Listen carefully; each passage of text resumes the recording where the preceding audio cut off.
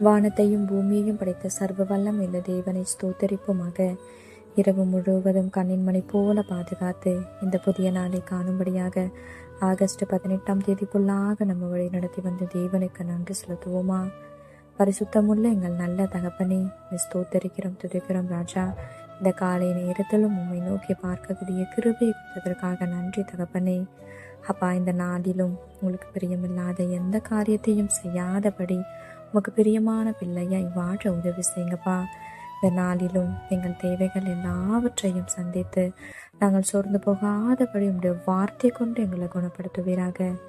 ஆண்டவரே, இந்த நாளிலும் நாங்கள் எந்த காரியத்திற்காகவும் பெருமை காட்டிக்கொள்ளாதபடி எங்களை தாழ்மையின் பாதையில வழி நடத்துங்க இயேசுப்பா. பெருமைக்கு எதிர்த்து நிற்கிறீர் என்று வேதத்தில் பார்க்கிறோம் ஆண்டவரே. அப்பா, இங்கே நாங்கள் பெருமை காட்டிக்கொள்கிற அளவுக்கு எங்களால் எதுவுமே இல்லை ராஜா. எல்லாமே நீங்கள் கொடுத்ததுப்பா. அதை உணர்ந்தவர்களாய் எல்லா சூழ்நிலையிலும் தாழ்மையை நடந்து கொள்ள நீர் எங்களுக்கு கற்றுத்தாரும். உண்மை போல எல்லாரையும் நேசிக்க கற்றுத்தாரும். இந்த காலை நேரத்தில் ஜெபிக்கிற ஒவ்வொருவரையும் ஆசீர்வதிங்கப்பா. அவர்கள் குடும்பங்களையும் உங்கள் சட்டைகளால் மூடி மறைத்து பாதுகாத்து கொள்ளும். துதி கனம் மகிமையெல்லாம் ஒவ்வொருவருக்கே செலுத்துகிறோம். இயேசு கிறிஸ்துவின் இனிய நாமத்தில் ஜெபிக்கிறோம் எங்கள் ஜீவனுள்ள நல்ல பிதாவே, ஆமென்.